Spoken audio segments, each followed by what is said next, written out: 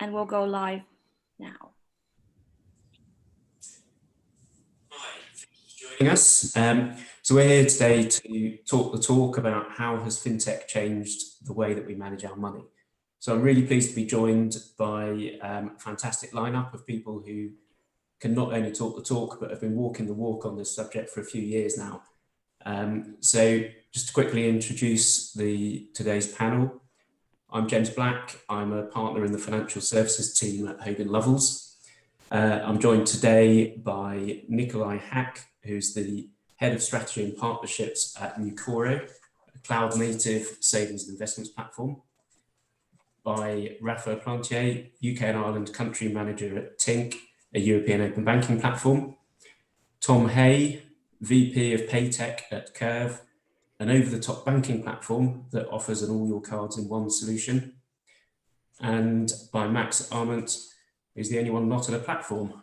Maex is at Greensill, joined them in 2019 to build their consumer offering, which is called Earned, to provide an on-demand pay solution for employees worldwide.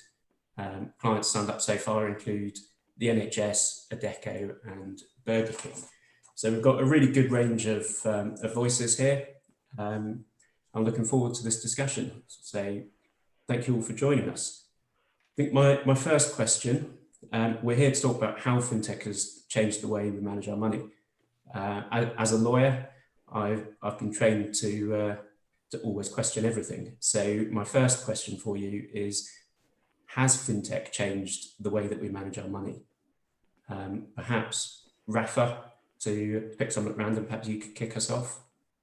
Yeah, glad to, and thank you for having me, James, and Innovate Finance. First, I think it's interesting to analyze one assumption of the question, which is, does everyone manage their money? And I think the reality is we have people in a spectrum between not managing at all, like even prior to FinTech, to you could argue a financial optimum of the other end, or what would it be if we had experts managing our money? And what I think FinTech has done is to move people across that spectrum. So from people who do not really manage their money, or weren't able to, and for several reasons, it is actually quite complex. We are bounded by, rationality, time, bandwidth. And then across that spectrum, from people who are, managing a budget, doing some form of investment, thinking about their future, I think FinTech has been already able to move them across that spectrum in taking more actions on those insights. And you can actually look at all of our businesses here as facilitators into that. From Tink's perspective, in doing account aggregation, payment initiation, data products that help other businesses aggregate finances so that people will ultimately have a full view of their finances. So I think what we have been most successful in is to move people across that spectrum. So I don't think it's a solved problem. I think there's a long way to go, but I think there's been a measurable achievement already. Yeah, thank you. Nikolai, perhaps you'd like to chip in as well. Yeah, absolutely. No, thanks, James, for the opportunity. No, absolutely. I think that, at its core, what does innovation mean, right? It means doing one of two things. You do something better at a lower price, or you do the same thing at a different, you do something better at the same price, right? So, and I guess along the spectrum of what Rafa also mentioned, and how we look at the market from, saving, investing, trading, wealth management, there are a whole host of challenges that are, literally challenging, of course, the way in how consumers engage with their money. So there is clearly, there are different ways of doing things. And I believe it has also to do with it's driven by a spillover from other sectors like, retail, where, e-commerce has changed, and ostensibly has changed probably a lot sooner, now maybe 15 years ago, or at least 10 years ago, the radical transformation, or now media, where, on demand streaming and then the consumption of audio and video has changed completely. And I think those two are a bit ahead in terms of the length of the transformation process. And now this is coming to FS and has come over the last, probably 10 to 5 years, more than the last 20 to 15 or so, because there you had always hyper personalization, you had the non-stop availability, and you had also, I think, a host of different pricing models. And I think now in the this chicken and egg question of what was there first, the supply or the demand, that has changed. I think there was a bit of a cross-fertilization probably, where consumers also saw different ways of engaging and consuming services. Now that spills over into FS, and then of course the supply follows from that. And now we are all a kind of a testament to that fact, I guess. Yeah, absolutely. So I'm following on from that. I think for you, Max, what Earned offers is an opportunity for people to actually get hold of their money a little bit sooner. But I know you've worked in a few different businesses as well. What are your thoughts on how successfully FinTech has already changed the way we manage our money, or are we just at the tip of the iceberg? When to Nikolai's point, so FinTech, how we define it, 2008, 2009, whenever it started, it's the latest of the innovation waves, if you think about it. I mean, e-commerce, selling books, very unregulated, fairly easy to put it online. It's around for 25 years, and very successful, as we all know what happened with that. But the unregulated businesses, the easy ones, arguably started first, and now we crack the hardest nuts, and that's the highly regulated finance space, and that's just a little bit harder. That's why we picked it late. But we're getting there. So to your question, James, we're still scratching the surface. It takes a while, and it's the hardest one that we do. But I think we made some good progress. And how we did that, I think here collectively, but the FinTech industry in general, by not going after the thing as a whole, by picking areas, individual areas. I think unbundling is the term. Picking individual areas where we can do better than the status quo, than the banks. And I'm sorry if I go a little bit into bashing banks at times, but don't mean it that way. But like we pick the things that we can do better. Who do I pick? FX TransferWise, pick Robinhood for investing, pick, I mean, there's so many. And then we rebundle that back together now. And like from the little single feature, now we become a bank again. So that is an interesting observation. And to back at Earned, are we changing the way, are improving the way how people deal with their money? I mean, obviously, that's the reason why I do what I do, because I truly believe that giving people access to their money, not just at month end, because that's how it happens now, because we invented software 50 years ago, but give them access to their money whenever they need it for free, is something that changes how they budget, how they're not going into debt, and how they live their lives. So yeah, I think we made pretty good progress.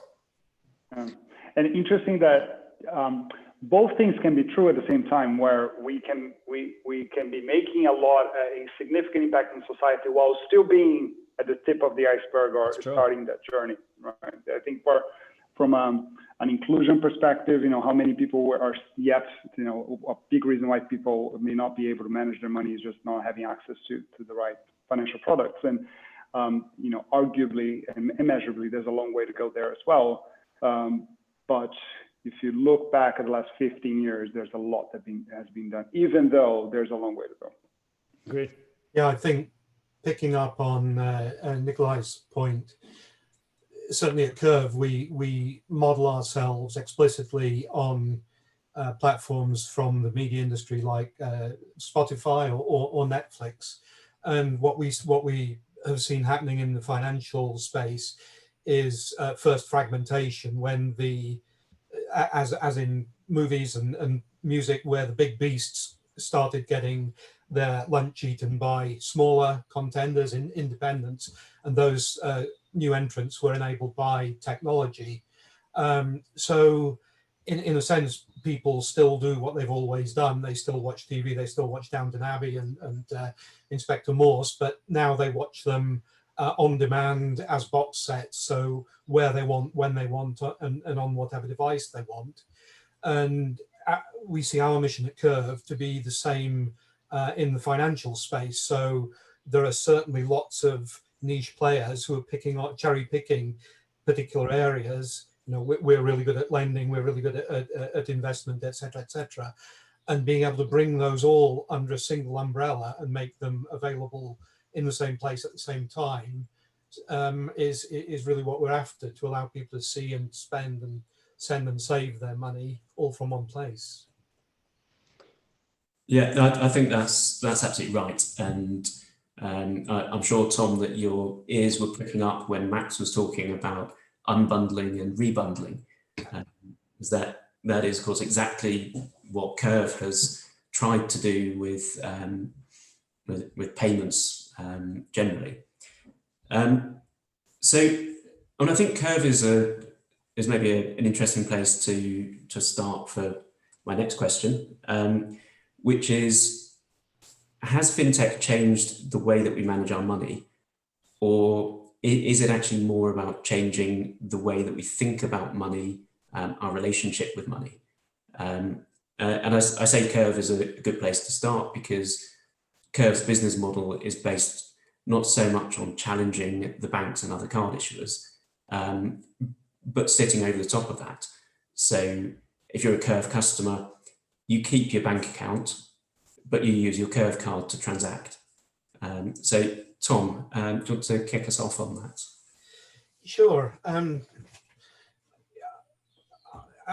I don't think that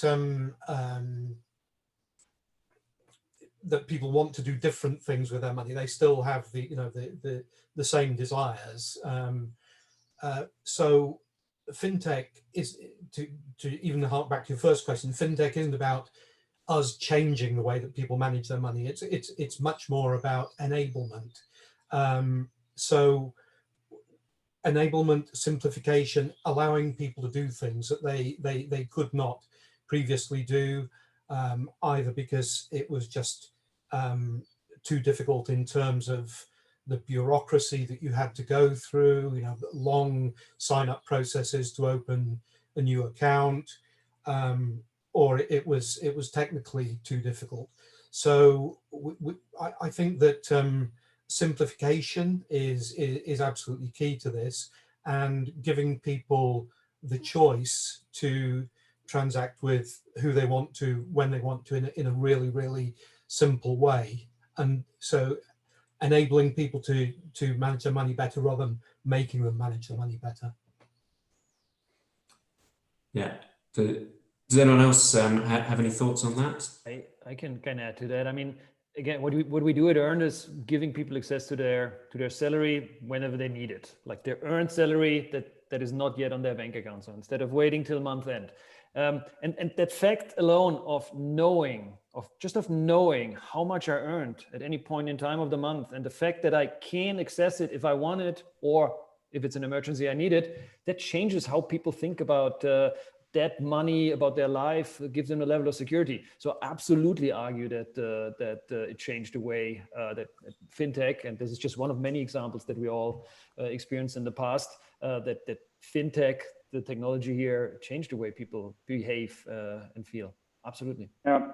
On something actually Max mentioned earlier on how, our being a regulated industry, we have arbitrary limits or constraints on, or even like software legacy on how financial services are deployed, including like how we pay people. And I think one of the welcoming things from the last 10, 15 years is the stance of challenging those constraints. Mm-hmm. Some of them are there for good reason. A lot of financial regulation are there for very good reasons, but I think there's been a lot of unintended consequences to ultimately how this is, how provision happens to consumers and businesses, by the way. And I think a lot of financial innovation has been across fintechs and established banks has been to take a step back and challenge that. And I think that's also true for regulators, especially in the UK, where you've seen a very proactive approach in looking at these constraints and at the root causes and what is really intended from those constraints.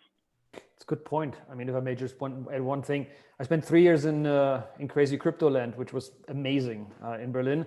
And one of the things some of us still remember, like 2017, it's not that long ago, there was this ICO craze when everybody could invest in tokens. And we can argue whether this is good or bad, but it was the definition of changing something that is actually nonsense. And regulation that exists, like the accredited investor, the definition where you are already rich and that's why you are actually okay to invest in companies. Otherwise you can't. So that was the ICO, the idea of an ICO to challenge that regulation. Wrong or right, I'm not saying that, but just challenging that gave me hope.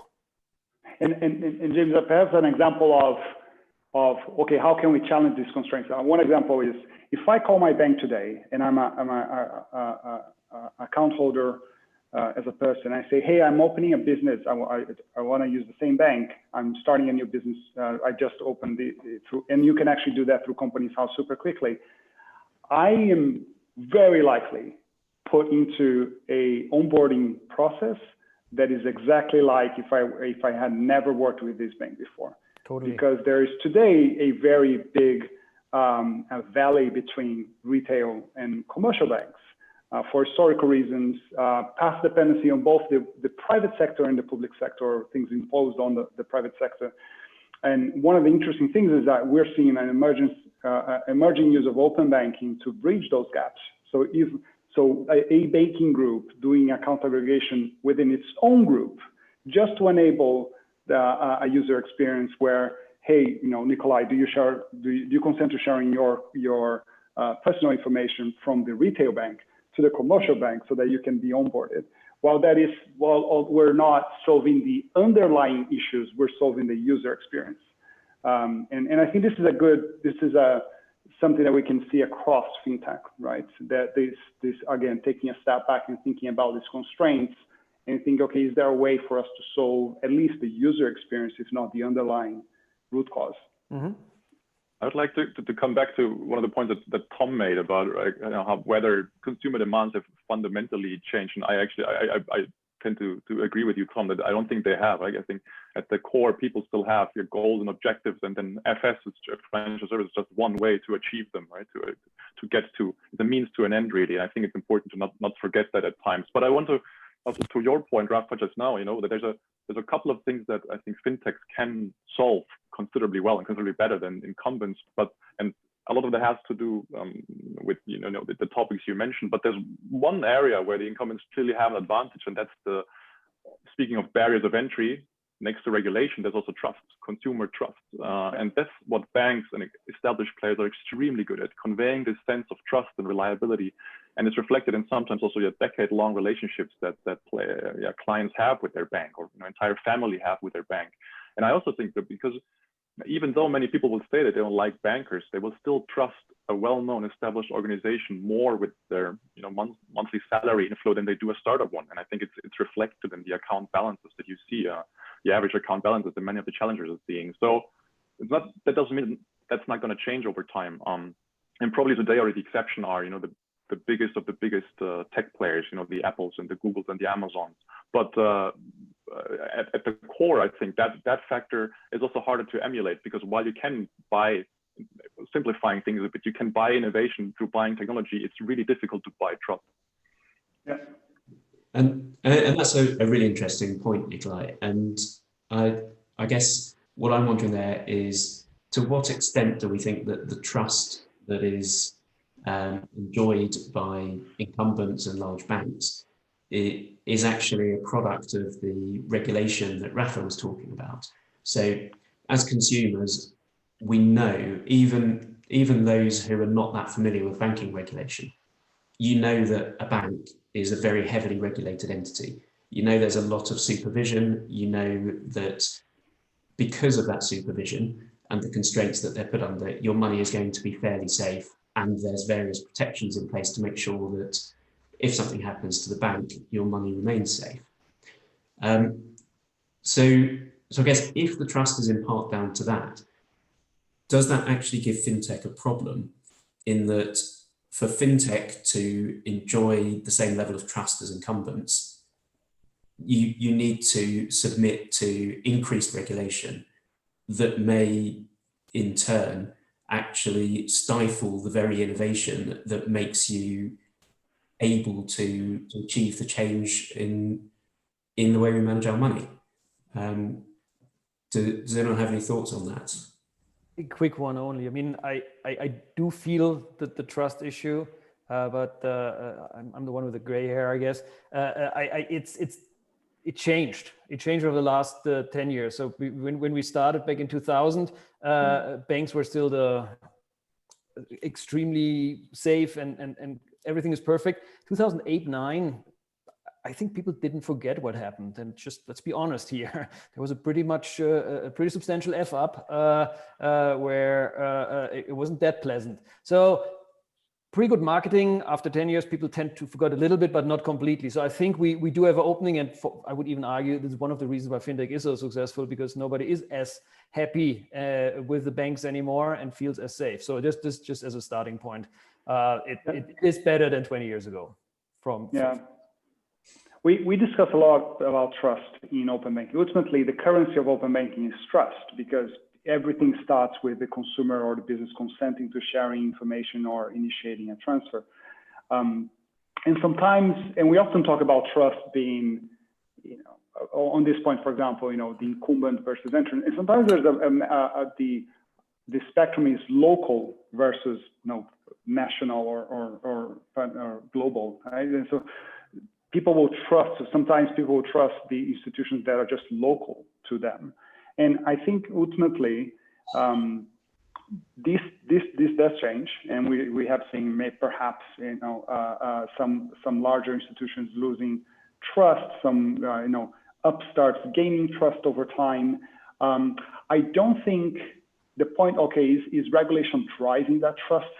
I would challenge that in that I think we have a lot of regulated activity that if we survey people, I don't think they overly trust the agent. And I'm not specifically on financial services. I think this is true for a lot. And also FinTech is largely regulated. Like many FinTechs are electronic money institutions, or in open banking, we have account information or payment initiation services, all of that, although these are regulatory licenses, and they're for very good reasons. I think the interesting thing that we see is this is an ecosystem where a application may be solving a consumer finance problem, and while they are dealing with that, they are using, say, Tink for open banking, and using, Tink is taking all the regulated activity around account aggregation. They may be using someone else for a different part of their tech stack. So I think what's been interesting, this is truer now than ever before, is that you have this ecosystem of partnerships where people are more narrowly focused on their activity, which may or may not be regulated, while relying on others to doing their respective regulated activity. I think regulation is very much a two-edged sword.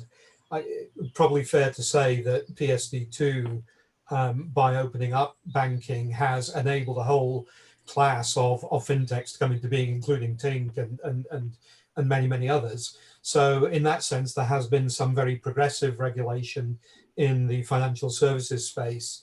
I would say, though, that there is still more to be done. In the UK, FinTech is a high value add sector, and really does need continuing support from the regulator, because there are areas in certainly we experience in terms of fair and reasonable and non-discriminatory access to payment networks, where there is still more regulatory support needed to break down those barriers to entry that were mentioned earlier. And I believe that Ron Khalifa is running an independent financial strategic review. So I hope that's one of the points that comes out of that, is the ongoing regulatory support. Yeah, I tend to personally find myself believe in in the market forces, and that by means of competition we weed out the bad apples over the long term, while also being fully aware of the fact that not everybody has the benefit like we do, that we work in this industry and have a lot of time to engage with the different providers of services and investigate and educate ourselves. And that's not, the average person just doesn't, not because they can't, but because they don't want to and they don't have the time to. So I think it's that's important to keep in mind. But I went through some economics coursework in my academic life when I was much younger as a student, and there, like in economics, you have the there's attempts, of course, to always calculate, the effects of externalities of things you do and unwanted side effects of whatever, especially in the realm of policy decisions you're making. And it's a very big exercise, but I don't know enough about it. But of course, you can attempt, to try to figure out, is it a net positive or benefit or net negative that we're creating by having very, very deep modes, of regulatory frameworks that you need to wade through before you're able to be in this business of banking and financial services. I think it's, just very practically, having myself gone through the exercise of building a firm that got regulated, and we had to get regulatory approval, and then launching it to the public. It is fair to say, it stifles the innovation capacity and a lot of the trajectory, power that you have when you're building a firm, because it takes away, resource and capacity to think about the customer, to think about your market, to think about your proposition of your product, and deal with a lot of questions that are not very related to any of those areas. Sometimes more, sometimes less. And then, of course, in big organizations, you have estimates ranging from, in global financial services players, 20–25% of all work, revolving around regulatory and compliance affairs. And that's just simply something that a startup of 25 people can't engage in or, possibly pay for. So like I said, I don't know the empiric evidence, but going through it firsthand is an interesting exercise, definitely. Yeah, no, I think those are all really good points, and obviously banking is one of the areas where there's a very, very high regulatory barrier to entry.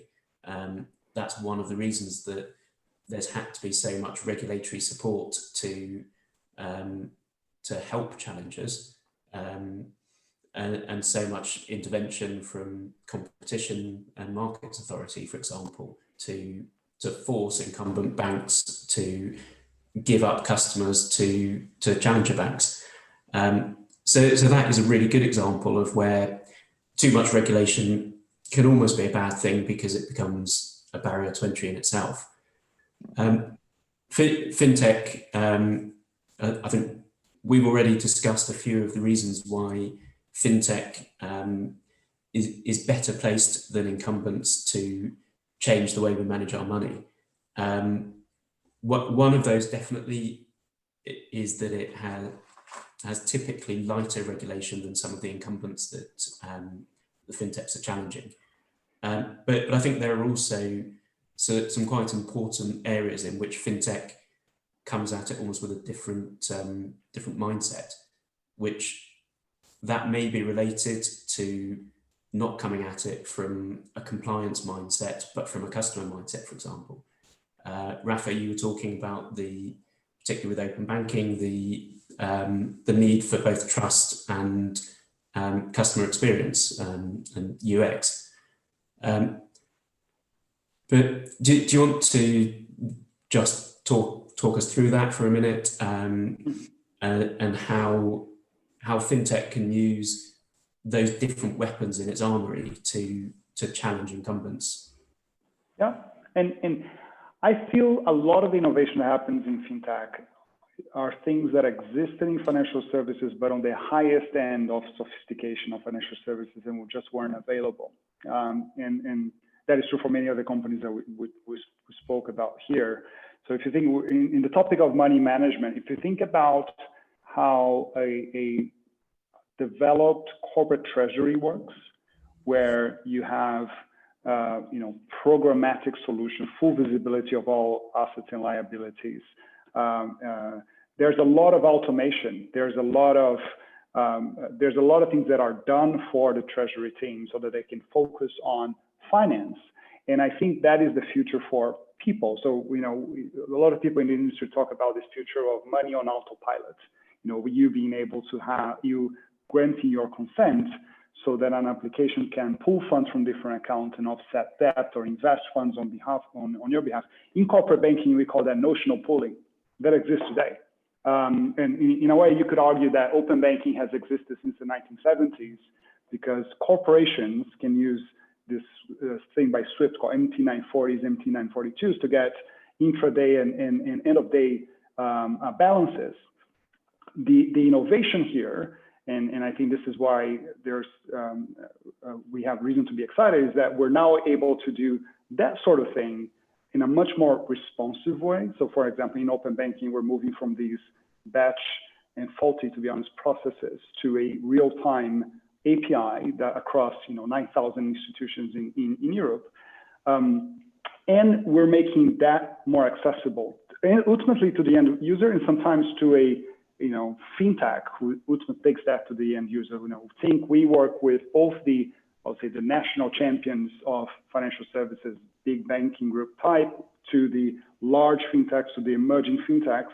And ultimately we think about creating very modular products so that these players can take them in different ways. And I think that's what you see FinTech doing well, is looking at what is available at the highest end of finance in general, looking at what are the problems that ultimately solves for people, and making that that complexity easier, and making that high-end product ubiquitous to people and businesses.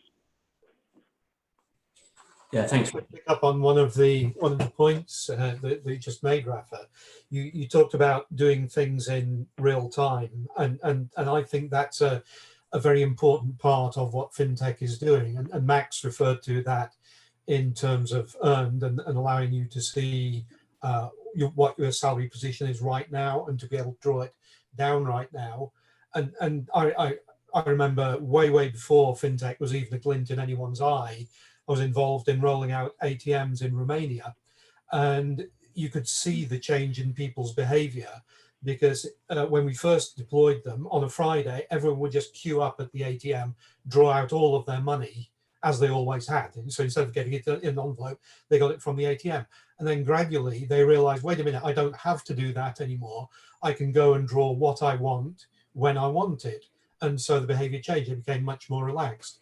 And so bringing that kind of forward to today, I think that is also an important ingredient of FinTech. So in Curve, one of our main changes versus traditional prepaid cards is that you don't have to kind of think ahead, load £100 into your prepaid wallet, and then subsequently draw down on that. You don't even have to think about it. We do the load for you automatically, just in time. And similarly with Curve Credit, you don't have to think in advance, oh, I'm going to make this big purchase, I think I'll put it on credit. You can make your purchase and then subsequently say, you know what, I'm a bit strapped for cash this month, I'll put that TV that I bought onto credit. You can do it subsequently. So that kind of real-time on-demand aspect is very important for FinTechs and enabling better management of funds. I really like that point, Tom, what you mentioned about thinking for the customer, and I think that's one area where FinTechs are definitely ahead of incumbents, but also having the benefit of being freed from a lot of the the things that hold you back internally and externally. But absolutely, there, if you think about, think outside our little bubble, even, or like the average person, because that's also where the money is. So with the average retail client and their 100K deposit, it just sits there not doing anything. Those are the pots that you actually want to get to. What do these people want, right? They want to go on a honeymoon after their wedding, purchase a property before they're 40, and retire when they're 60. Oversimplifying, retire when they're 65. So they have these goals and objectives. And again, financial services are just a means to achieve these. But when you go to most of the major high street banks' websites at the moment, with that mindset of having a goal and you want to achieve it, then what are you presented with? And I actually I looked at it because it's something we also look at. What do you see? You click on savings products, and then this comes at you. Click on everyday saver, regular saver, reward saver, easy access saving, online bonus saving, premier saver, saving bonds. The list goes on. This is the solution you're presented with the objectives you had in mind. So in my user journey, last thing I was thinking about the cost of my wedding 2 years from now and how I can save up for that. And then I get 10 acronyms that mean nothing to me, right? So you're letting the consumer do a whole lot of the figuring out and the mental bridging when it's really you who should be doing that. So being able to think client first and applying that lets you build better products. And I think that it has to do also with who builds these propositions. People in banks are bankers, and they build propositions that sometimes it's just very attractive for other people in finance. But if and that's not the case for a lot of fintech firms, which are built by either people outside tech with a tech literacy or with an experience inside tech that in banking that they were heavily dissatisfied with, I guess. It's actually funny. If I may, just one thing. The difference already starts, I think, with the word proposition versus product, where I had to realize, like in banking, very often the word proposition is used. Like I will admit, until a year ago, that barely crossed my mind to talk about propositions in fintech or in software. So there was one thing where it's different thinking. Yeah, and sometimes there's a path dependency there to these organizations, right? So a lot of large banks today do 4 yearly releases, right? And one of those will be a regulatory release. So they do 3 business release and then 1 regulatory release. Maybe they'll do 6. That's true for like very large banking groups today.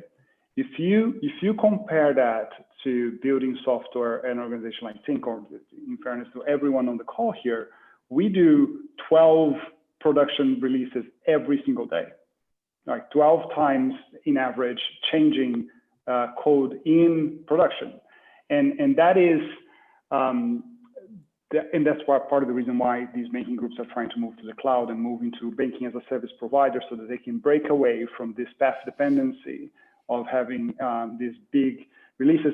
And interestingly, it is less stable actually to have these few releases in a year. Like these releases end up, you're betting your business on that release going well. Rolling that back is really hard. Testing that end to end is impossible.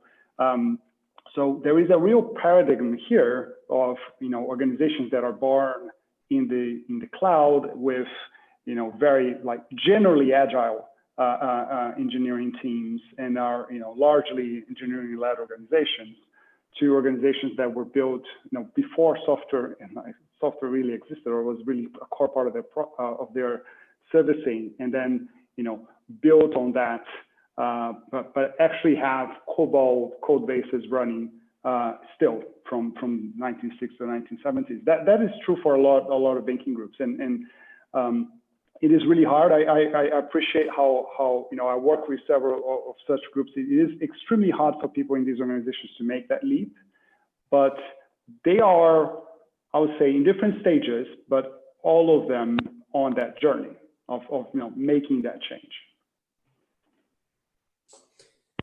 Yeah, thank you. Just before I ask my next question, just a reminder or prompt to those watching that there is a Q&A function on here. So if anyone watching wants to submit their own questions, please use that button and submit. And we'll try and take a little bit of time at the end. I know we're approaching the end anyway, to try and answer those questions for you. In the meantime, I think I just want to pick up with probably each of you in turn on things that to some extent or other we've already touched on here. So we'll start with Max. So Max, Earned integrates with employers to allow employees to draw down on their salaries as they earn rather than waiting until payday. In the context of helping people to manage their money, it seems almost counterintuitive that you do that by giving them more access to their money rather than less. So how do you guys at Earned approach that question, and why is it that you think letting people spend their money quicker is the best way to help them manage their money better? There's a lot to say. So I mean, I think let's start with that. First one, there's a very paternalistic or almost a condescending view that if you give people their money, which they earned, it's their money, they worked the whole month, they will go out to the bar and in good sailor mode waste their money. And it's just no studies or analysis support that view. If you give people their money, they manage it. So that's the first one. But I understand that pushback comes, and we get it in the sales process from many companies, understandably, because that's the mindset. It's just not true. We put things in place for those corporates that want to protect their employees. We put things in place, and those reach from certain thresholds that can only be drawn down, very simple, obviously, to leveraging open banking to see when the big tickets hit at typically month end, to not allow them to draw more than is reasonable. Again, I take a little bit of offense on what's reasonable. Who defines that? What else helped? I mean, the first thing that helps people to manage their finances or to budget is not being financially stressed, to not be in debt, to not have to go to a payday loan shop, to the former Wongas of the world, and knowing that I just for $200 next month, I got to pay back $300. That is stress. So I think just the fact that I know I can take that money in an emergency that I earned is relieving so much stress, and helps in return, by the way, and that's why the employers are so keen on doing it, helps the employers. Because if employees are less stressed, if employees are more happy, there's less sick days, there's better retention. I mean, everybody wins, and that's why we do what we do. Yeah, thank you, Max.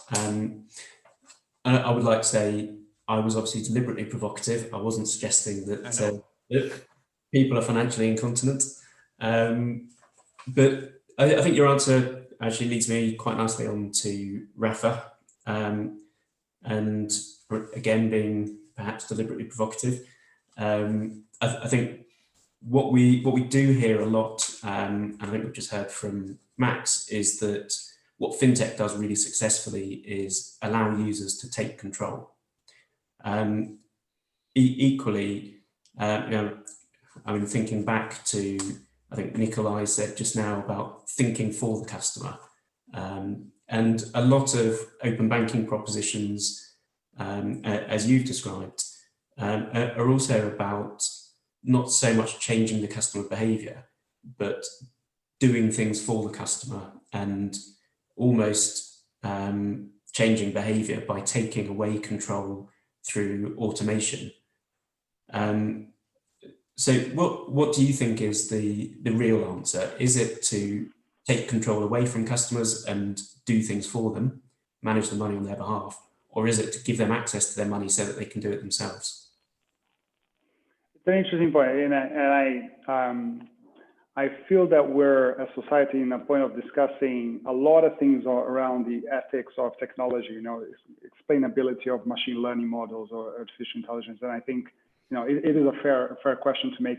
I would argue that I don't see any application that is effectively removing control. I think going back to the treasury analogy, the treasurer would not say that he's in less, or he or she is in less control of their respective treasury by having notional pooling turned on, for example, because ultimately, much in the same way that if I decide to invest and I want to use, rather than every end of the day looking at how, say, S&P 500 moved and rebalancing my portfolio, if I say I just want to invest on an index fund, I would argue that I'm still very much in control of my investments, even though there's a lot of automation happening there.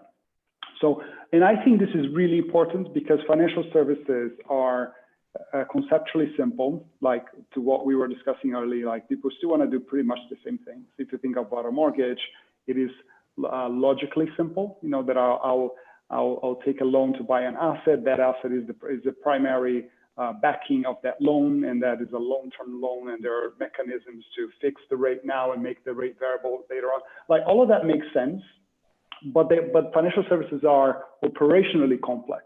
If I actually go on and say, now I want my mortgage, starting from zero, the journey can be grueling, right? And I think that's the opportunity, right? And I think the opportunity around automation is one where there is no less control. In fact, in open banking, everything actually starts with a request of consent. So, I think that is for our industry, that's the foremost point. but rather that through a lot of these automation, people can make better sense of their own finances and make their decisions. Comparison in financial services is very hard. So back to the discussion that Max was saying, like even for people to generally understand that, you know, anticipating their paycheck is cheaper than a payday loan is not, or like the traditional payday loan is not that straightforward, you know. And we've created regulations around this where we ask service providers to display information in a certain way.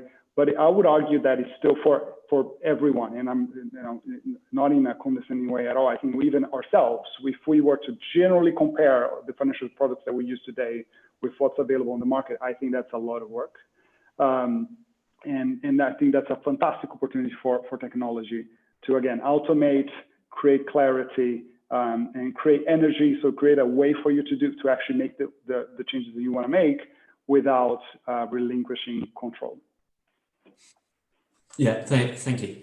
And I couldn't agree more on mortgage applications. I think if you show me someone who said they enjoyed making their mortgage application, I'll show you a liar. So just moving on for Nikolai and Tom, a couple of questions about relationships with incumbents broadly. So Nikolai, perhaps first, why is it that that at Nucoro you think that partnering with financial institutions rather than competing with them directly is the best way to achieve change in how people manage their money? Good question. Yes, I think, you know, taking half a step back, I think it's interesting to think about why we all work on these problems, you know. And yes, I like making money, you know, as much as the next guy, but it's also about more than that. And it goes a bit to our mission statement for us as a firm, you know. And it's when you walk into the office, it's here on one of our walls. It's a world in which everyone is in control of their finances. And so we truly believe in that, you know, that there are ways in which this can be achieved. And so if we say, okay, what's the best or the fastest way to make it happen, then it comes back to this old question, right? What happens first? Does the incumbent get innovation, or does the challenger get distribution? And I tend to think it's a bit more of the former, because of what we've mentioned before, then of the moats and the barriers of consumer trust and regulation that keep, you know, externals from entering this market. So I think there will be a limited number, but it will be a limited number of direct B2C propositions that can, you know, in the long term stand on their own 2 feet. And I think Curve is one of them, which is why I'm also an investor, so I should say that anyway. Because and while it's a bit, you know, oversimplifying, I said this before, it's a lot easier to buy tech than it is to buy trust.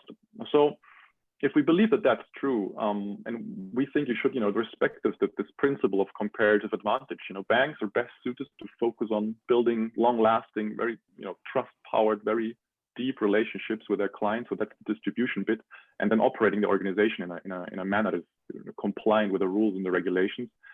And we are best suited to build tech. You know, we're not bound by the constraints that you have as an organization, of, you know, also concerning the people you are able to attract and the mindset you get into the organization.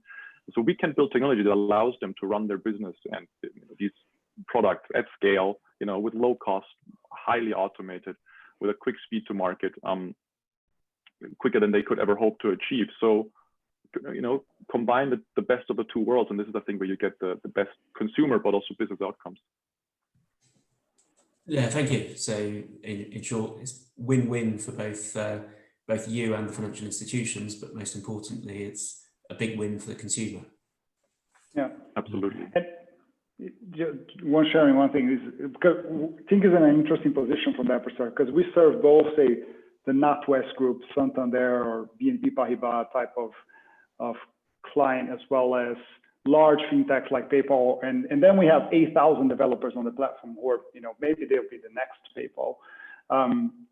So I think the reason why it's important that fintech is able to partner with large institutions, because I honestly think that is the shortest path to making a real impact in society. You know, when we just the other day, we have enabled a partnership with BNP Paribas operation in another European country. That's 30 million people that now have access to aggregating all their accounts in one place. That's more than the sum of all new banks together. And we see that over and over. And surely this will change, and we're seeing a lot of what we call challenger banks gaining ground and expanding. But the reality is that society is still very much using large institutions, and I think we will be more effective by enabling access to everyone. For those that are B2B, in my case. Yeah, thank you. So moving on then, last but by no means least, on to Tom. We've just heard from Nikolai that Curve is going to be one of those fintechs that is able to stand on its own 2 feet and properly compete. And he's been willing to put his money where his mouth is.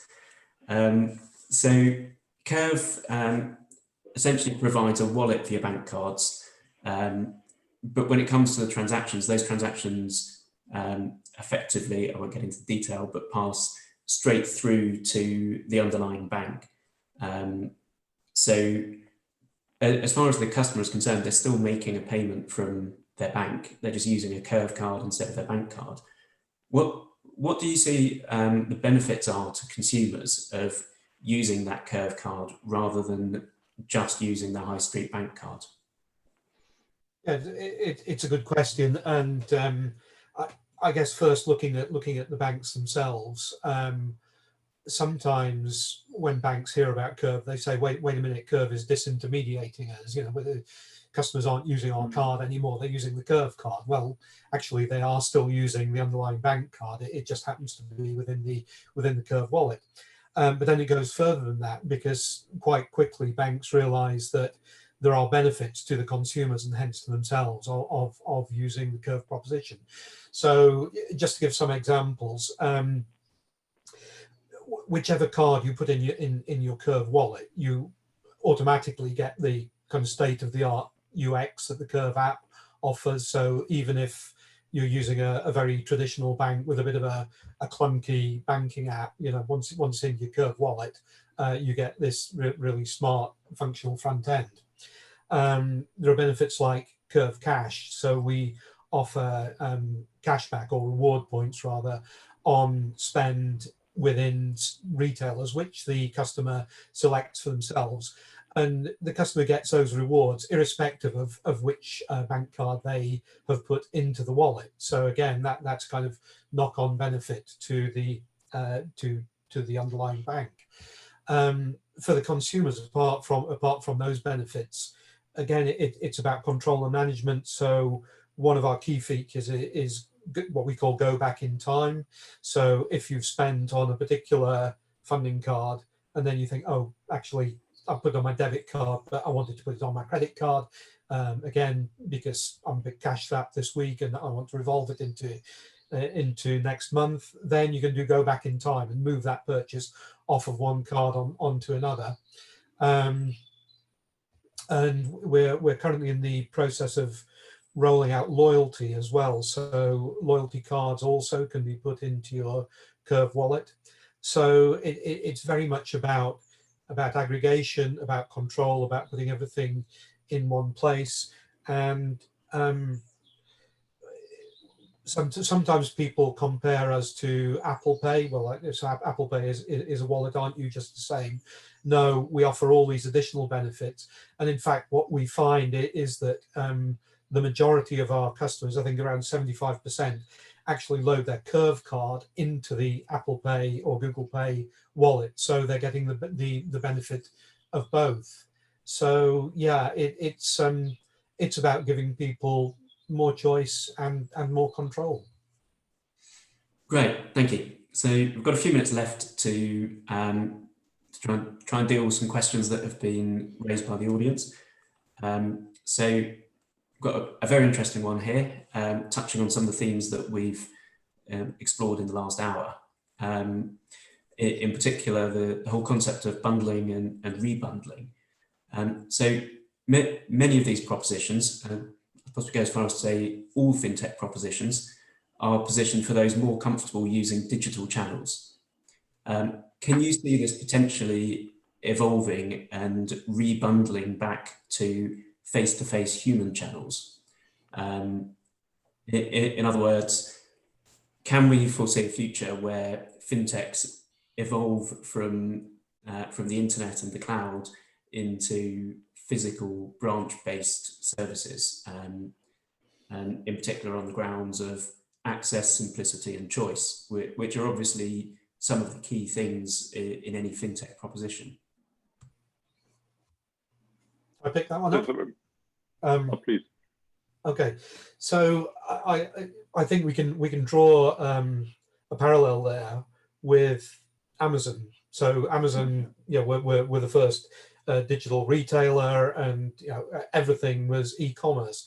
And then a couple of years ago, they launched Amazon Fresh, and they bought out a chain of grocery stores in the US.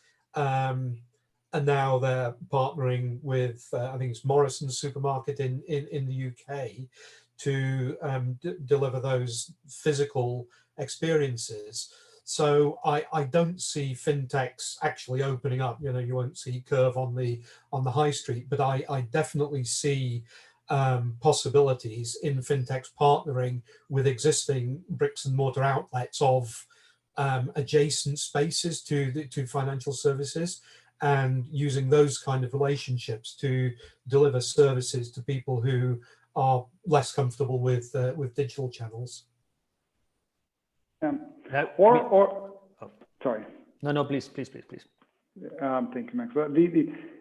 And of course, we're doing a pandemic right now, so I think the high street of right now is probably not the best paradigm to answer this question. But I feel that there's a change of what one would expect of the high street bank branch, for example.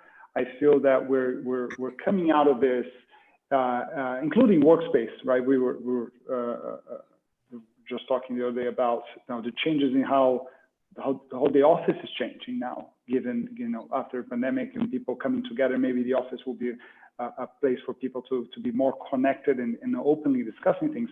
I feel the same will be true for high street banks and branches and other physical spaces. So absolutely, I think fintech can be a part of that. I feel it will be more about the direct user experience of analyzing and contracting the services. And I wouldn't be surprised if even if digital banks who today don't have a presence actually end up having one, but one that is much different from the bank branch, right? They don't have the path dependency of actually owning or lending, renting, hundreds of branches throughout the country, but they may actually want to have a presence where they can more directly interface with people, not only because people may not be comfortable with digital channels, because I think that's changing a lot. I think COVID accelerated that, but rather because that is simply a different experience. I would question whether this is, if that would happen, if fintechs, if there would be a Square shop somewhere, if that would be for marketing purposes or truly for interaction with people, because the generation, as you just said, Rafa, the generation that's growing up right now, accelerated by COVID. My daughters never saw a bank from the inside. So I don't think they need that. I think financial services will be for them truly digital. That's how I see it, at least. Yeah. Okay. Should just about have time for one more question. So there's an interesting one here that might be a bit close to the bone for Tom. With what happened to Wirecard, has there been fallout for other fintechs? So Tom, I mean, you and I lived that, but maybe we'll see if one of the other three's got some thoughts on what are the implications for fintech generally of Wirecard's collapse. I mean, one thing to think about is a bit, it comes back to one of my earlier points, actually, how I believe in market forces as such also being quite appropriate to weed out bad apples in the basket. Like the Wirecard has had extremely close ties with the German regulator, the BaFin, and the BaFin actually for quite a while defended almost Wirecard, also even against allegations of what then later turned out to be exactly true, of course. Well, I think it's just a lesson in caution of relying too much on systemic levers that we have put into the system of trying to, establish trust and reliability in the system. I think that's one key lesson. I mean, Wirecard specifically, I think it's also a bit of a special case because of the aggressiveness of the business, and maybe there were signs before that were just overlooked a bit. I think generally the macro environment for fintech right now is an interesting one because you have depressed consumer spending, depressed business activity, especially for banks. That means you have less revenue from your traditional sources of credit and lending. So you need to look for alternative ways to generate revenue and profitability if interest rates are definitely low and will remain low for quite a while. So that's probably the macro outlook that I think will be very, very interesting to look at, not only for established players, but also for challengers who have the very same, sometimes even exacerbated problems. Yeah, I think I agree it's a very special case. And if anything, I think it's a good discussion into being sponsorships and how that happens in the payments business and the obfuscation of that, which was one of the root causes in that case. I think another one was, I think there's a fair discussion point around auditing and auditing financials. And I think where this comes back to fintech is actually, we now have through open banking, an easy way to programmatically collect directly from the bank financial information. And actually a way that, because this is through consent, you can actually do that for related parties. So if we play back this case, and if auditors had access to the actual statements coming from these banks, whether that was by this institution or like a related being sponsored and so on, I don't think this would have happened. I think there is, of course, auditing happens on a risk-based modus operandi, but I think there's an interesting discussion point for auditing in general about how to make that more programmatic scale and based on information you could receive directly from financial institutions. Yeah, thank you. So yes, I think all valid points, and we could probably spend the rest of the day discussing what went wrong with Wirecard. I think just to add a final thought on that, from a legal perspective or a lawyer's perspective, I started off at the outset by putting out there the proposition that the greater regulation afforded to banks was something that drives customer trust potentially. Wirecard, of course, was a bank in Germany. All of that regulation and supervision failed to prevent the fairly catastrophic collapse of the entire group, with those knock-on implications for the rest of fintech. So, I mean, for me, I think the big lesson was that regulation on its own is not enough. We need more than that, and I think a lot of it comes down to mindset and the way that financial institutions approach what they do for consumers and how they do it. And that's something that I think all of you have demonstrated today is in abundance in the fintech world, putting the consumer first rather than anything else.